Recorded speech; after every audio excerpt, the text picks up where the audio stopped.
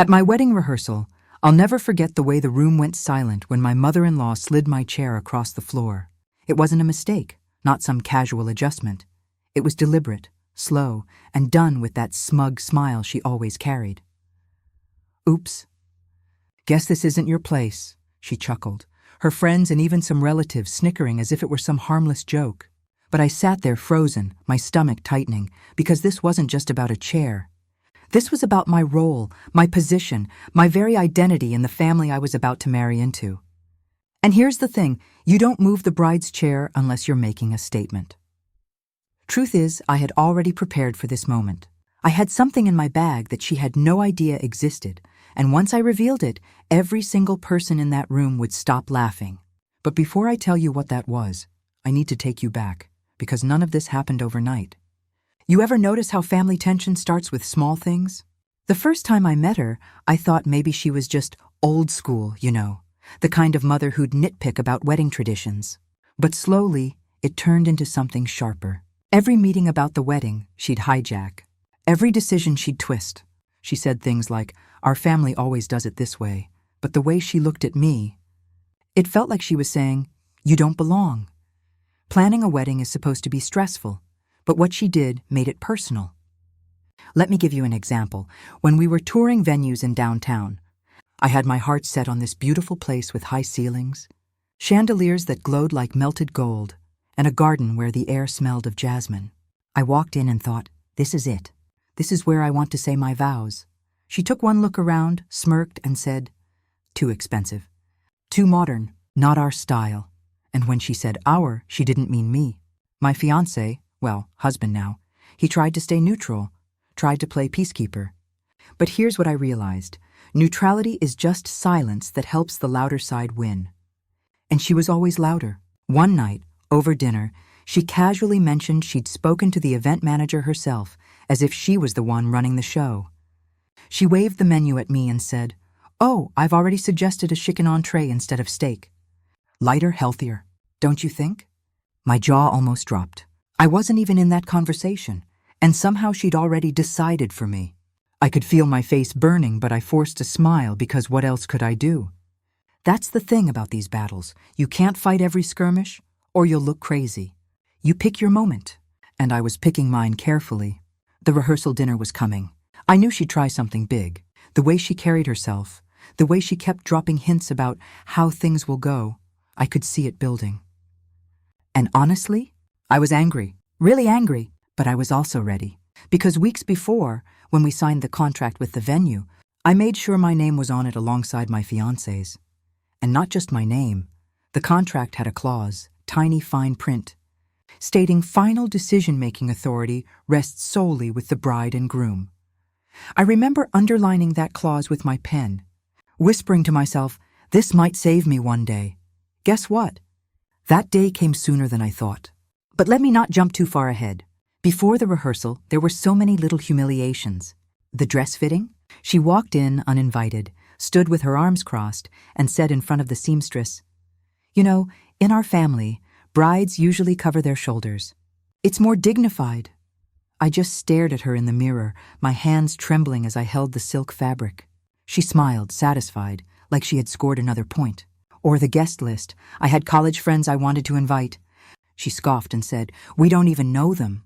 Why waste money?" Waste. That word stuck to me like glue. Because what she really meant was, you're the waste. Your people don't matter. And I swallowed it, because I knew if I fought right then, it would turn into another endless argument that drained me. So I played along, but inside I was storing every word, every insult, every move. I was waiting. By the time the rehearsal dinner arrived, I could feel the tension buzzing in the air like static before a storm. We walked into the venue, the long table set with crisp linens, golden cutlery, candles flickering like little heartbeats. My friends and family on one side, hers on the other. And right at the head of the table, the bride's seat, was already occupied. I froze. My chair, the one meant for me, had been shifted 2 places down. Sitting there now, smiling sweetly, was her niece, someone I barely knew.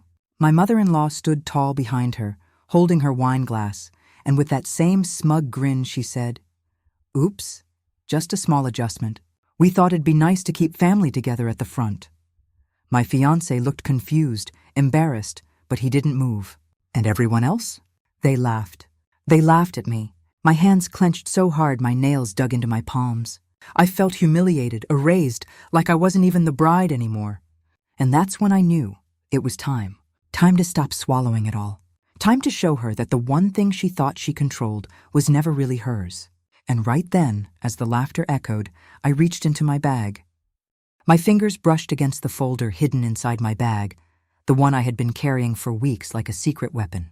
But before I could pull it out, my mind flashed back to all the little moments that had led me here, the countless times she tried to shrink me, to erase me from my own wedding. You see, this chair wasn't just about seating. This was about power. And the truth is, her games had started long before that rehearsal dinner. A month earlier, we had gone over the ceremony music. I had chosen a string quartet to play something timeless, elegant. I could already picture walking down the aisle with those violins echoing. She leaned over, smiled tightly, and said, "That's nice, but our family prefers organ music. It's tradition."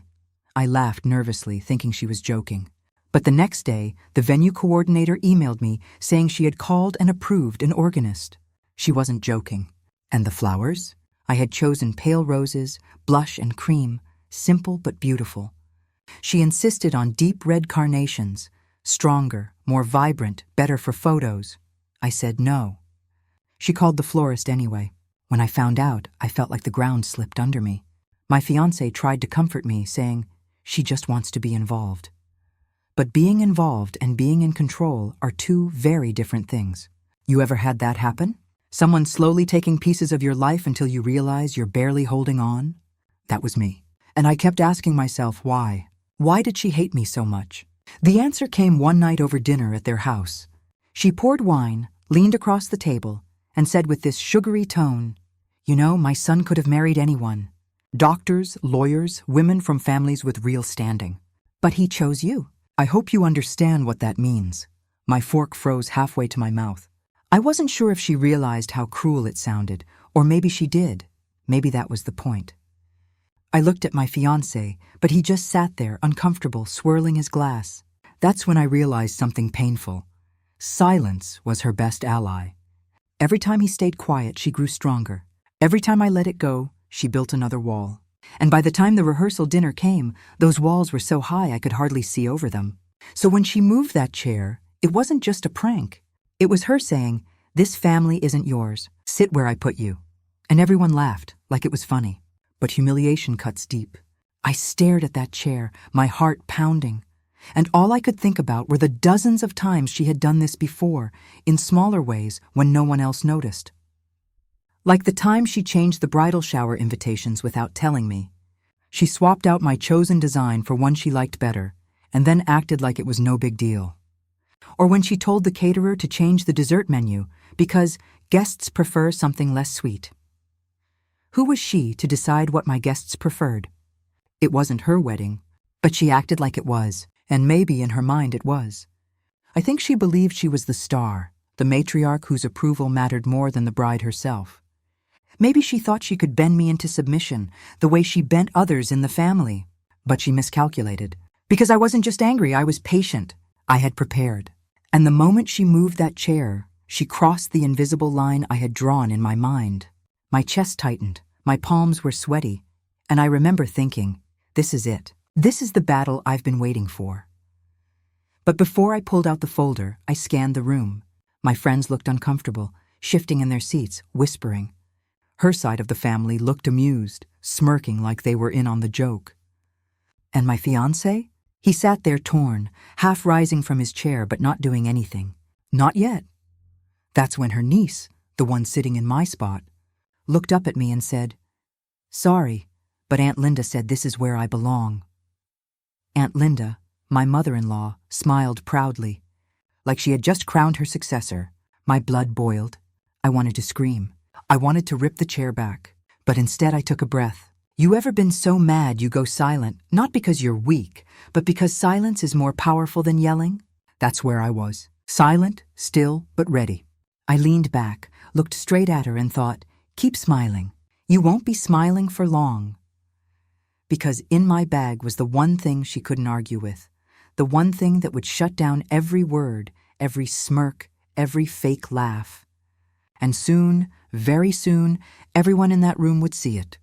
I sat there with my hands clenched under the table, the laughter still echoing in my ears, and I thought back to how she had set this trap from the very beginning.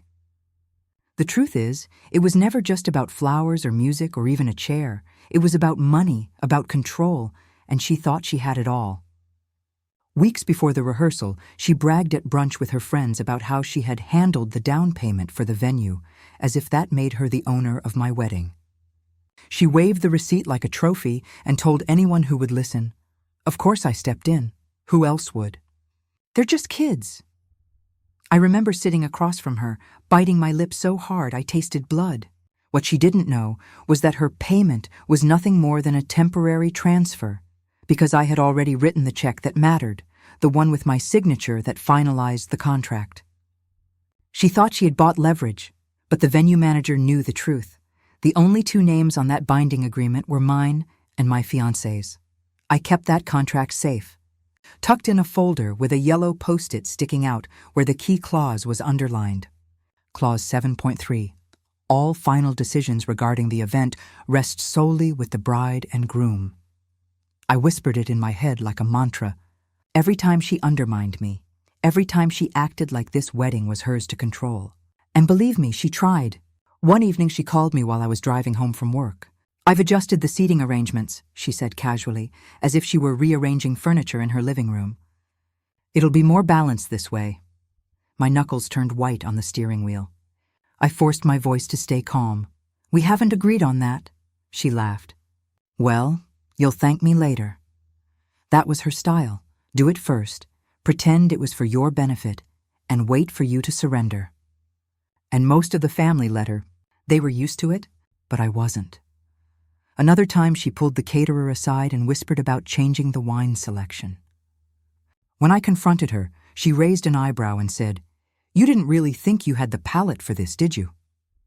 That one stung, not because I cared about wine, but because of the way she looked at me, like I was beneath her, unworthy. That's when I started keeping receipts, emails, copies of every contract. I wasn't just planning a wedding anymore. I was preparing a defense, building a case like a lawyer before trial. Because deep down, I knew the rehearsal dinner would be the battleground. And here it was. My chair moved, my place erased, her niece sitting smugly in the spot that symbolized my role. She thought she had won. But what she didn't realize was that her so-called leverage, the money she flashed around, meant nothing compared to a signed contract. I remembered the day we signed it. The manager, a tall woman with sharp glasses, slid the papers across the mahogany table. My fiancé signed first, then me. When my pen left the page, she smiled and said, "Congratulations, it's official. From this point on, everything goes through you two. No one else." I looked at my fiancé, relieved. He nodded, and we both knew this was more than just paperwork. It was armor, and now at the rehearsal, with everyone watching, I could feel that armor pressing against my ribs, reminding me I wasn't powerless. My mother-in-law, standing tall, raised her glass as if she had just secured her victory. "Family first," she declared, eyes flicking toward me like a warning. People clinked glasses. Her side of the family laughed and nodded. My side shifted uncomfortably, sensing something was wrong but not daring to intervene. My fiancé whispered, "Do you want me to say something?" I looked at him, then at her, and shook my head slowly. "Not yet." Because here's the thing, timing is everything. If you strike too early, it looks like panic. If you strike too late, it looks like surrender. But if you strike at the exact moment the enemy thinks they've won, that's when the blow lands hardest. And I was waiting for that moment. My hands itched to pull the folder out right then, slam it on the table, and watch her smile fade. But I held back.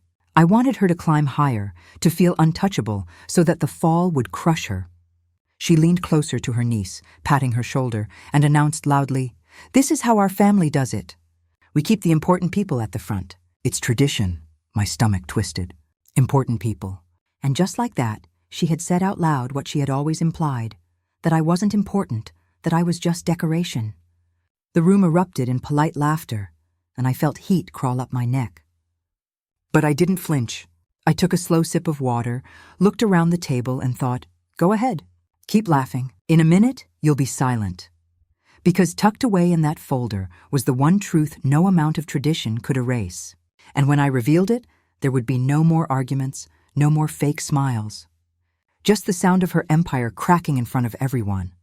The room buzzed with chatter and clinking glasses, but to me everything sounded muffled, like I was underwater. My mother-in-law stood tall at the head of the table, savoring every second, her hand resting possessively on the back of the chair that should have been mine. Her niece sat there smiling, sipping her drink, playing the role she had been handed. I felt the folder pressing against my side in the bag on my lap, the weight of it grounding me. My pulse hammered in my ears. This was the moment. I inhaled slowly, pushed my chair back and stood up. The scraping sound cut through the room like a blade. Heads turned. Conversation stopped. "Excuse me," I said, my voice steady though my hands trembled. She arched an eyebrow, clearly amused. "Yes, dear?" The way she said "dear," dripping with condescension, lit a fire in me. "You moved my chair," I said. A few people chuckled nervously, thinking this was just bridal stress. She tilted her head, smirking. "Tradition. In our family, the bride sits with the women of honor." The words hit me like a slap, but I didn't flinch. Instead, I reached into my bag and pulled out the folder. The room seemed to shrink. I laid it flat on the table, the sharp slap of paper against wood making several people jump. My fiancé's eyes widened. "What is that?" My mother-in-law laughed softly, dismissive. "Oh, paperwork? How sweet. You think—" I flipped it open, sliding the top page out with the yellow post-it still stuck to the corner. My voice cut her off. Clause 7.3. Final authority rests solely with the bride and groom, not the mother, not the aunt, not anyone else. I underlined the sentence with my finger, my eyes locked on hers. Silence. Pure, heavy silence filled the room. Someone dropped their fork. My mother-in-law's smirk faltered, her lips twitching like she was searching for words. "That's ridiculous," she muttered. But her voice lacked the confidence it usually carried. The venue coordinator, who had come in to check on us, leaned closer, adjusted her glasses, and said, "She's right. This contract is binding. All decisions go through them. No exceptions." Gasps rippled across the table. My side of the family exchanged looks of relief, even pride. Her side shifted uncomfortably. The niece slowly slid out of the chair, her face flushed crimson. My mother-in-law's wineglass trembled in her hand. "You think this makes you powerful?" She snapped, her voice sharp now. "This is family, not business." I held her gaze, my voice steady. "Maybe, but this wedding is also an event. And events run on contracts. You can't erase me, not here, not ever." My fiancé finally spoke, his voice louder than I'd ever heard it. "Mom, sit down. She's my wife. This is our wedding. Enough." That hit harder than the contract itself. For the first time, he had chosen a side in front of everyone. Her face went pale, the room watching her crumble in real time. She tried to laugh it off, but it sounded hollow. "Well, I was only trying to help." I leaned forward, my eyes never leaving hers. "No, you were trying to control. And it ends tonight." The candles flickered, the air heavy with tension. People glanced between us, waiting, holding their breath. My mother-in-law set her glass down with a hard clink, her hand shaking. For the first time since I'd known her, she had no words. No witty comeback, just silence. And let me tell you, that silence was louder than any insult she had ever thrown at me. You ever seen someone's mask slip off in front of a whole room? That's what it felt like. Her power wasn't gone slowly. It shattered, instantly, like glass on tile. My fiancé reached for my hand under the table, squeezed it, and whispered, "I'm proud of you." I swallowed hard, blinking back tears, but I didn't break eye contact with her. I wanted her to see me, the real me, not someone she could push aside, not someone she could humiliate. The real bride, the rightful bride. Around us, whispers grew louder. One uncle muttered, "Didn't expect that." Someone else whispered, "She finally stood up to Linda." The tide was turning. The room that had laughed at me minutes earlier now watched her unravel. I gathered the contract back into the folder, snapped it shut, and tucked it away. Then calmly, I pulled out my chair, the real bride's chair, and sat down at the head of the table. My mother-in-law flinched at the sound. It was more than just wood against floorboards. It was the sound of victory. The rehearsal dinner continued, but the energy had shifted completely. People avoided her gaze. Conversations flowed around her like she wasn't even there. For the first time, she was the outsider. And me? I sat tall, shoulders back, knowing I had finally claimed my place. The rest of the rehearsal dinner felt like I had stepped into a completely different universe. Just an hour before, I was the outsider, the one being laughed at while my mother-in-law dictated every detail. But now the air had shifted. People whispered, but avoided looking at her, and when they did, it was with a mix of pity and unease. She sat stiff, lips pressed tight, staring at her glass as if she could will herself invisible. I ate slowly, each bite tasting like victory, not because of the food, but because for the first time since this engagement began, I felt like I had taken back what was mine. My fiancé leaned closer, his voice low but certain. "You handled that perfectly." I gave him a small smile, but inside, I was still shaking. You ever win a fight you didn't even want, but once it happens, you realize it was the only way to survive? That's exactly what it felt like. I never wanted a war with her, but she had forced one, and I had just won the first battle. After dinner, a few relatives approached me quietly, almost like they were switching teams. An aunt patted my hand and whispered, "Good for you. Someone needed to put her in her place." One cousin grinned and said, "I didn't know you had that in you." Their words weren't just validation, they were cracks in her armor. The same people who once laughed at her jokes were now praising me for standing up. I saw her watching those interactions, her face hardening, realizing that her influence was slipping right through her fingers. On the drive home that night, my fiancé was silent at first, staring out the window. Then he said, "I should have done more, shouldn't I?" I sighed. "Yes, but tonight you did, and that's what matters." He nodded, eyes wet, and I knew he understood that this wasn't just about a chair or a contract. It was about us, about drawing a line his mother could never cross again. The wedding day itself? Let me tell you, it was flawless. The flowers I chose lined the aisle, pale roses glowing softly in the afternoon light. The string quartet played exactly what I wanted, each note wrapping around me like a promise. And when I walked into the reception, my chair, the bride's chair, was exactly where it belonged. She sat far down the table, no longer at the center, her power dimmed. People barely looked her way. That silence, that absence of deference, was louder than any argument I could have had. But here's the kicker, the part that still makes me shake my head. A week after the wedding, the venue manager called me. She said, "Just thought you should know, your mother-in-law called us again. Tried to push for changes to the final billing, said she was the one in charge." I laughed, more amused than angry this time. "What did you say?" The manager chuckled. "We told her the contract was clear. Then we hung up the moment she said her name." That was the aftershock of her downfall. She wasn't just silenced in that rehearsal room. Her reputation followed her out the door. She had been exposed, not just to me, but to everyone. And that's something you can't undo. Looking back now, I realized something important. Standing up to her wasn't just about protecting a wedding. It was about protecting my future, my marriage, my identity. Because if I had let her win that night, she would have kept winning. She would have moved more than just my chair. She would have moved me out of my own life. And trust me, once you let someone erase you, they'll never stop. So if you're listening to this, and you've got someone in your life who tries to control every detail, who laughs while undermining you, remember this. You don't need to fight every battle.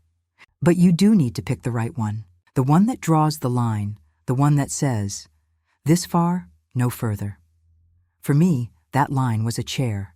For you, it might be something else. But whatever it is, don't be afraid to stand up and claim it. Because the moment you do, everything changes. You gain respect. You gain freedom. And most importantly, you gain yourself. And here's the thing. Sometimes justice doesn't look like shouting or throwing punches. Sometimes justice is as simple as pulling out a piece of paper, reading the fine print, and watching an empire collapse in silence. And if you're wondering what happened after, well, let's just say family dinners haven't been the same since. She avoids me now, barely makes eye contact. And the few times she's tried to throw a snide comment, all it takes is me raising an eyebrow and reminding her, Clause 7.3. That shuts her down instantly. You ever seen a bully realize their tricks don't work anymore? That's when they shrink. And that's exactly what she did. So yes, my wedding rehearsal started with humiliation, but it ended with me claiming my place, not just at the table, but in the family. And funny enough, the chair she tried to move ended up being the very thing that cemented my seat forever.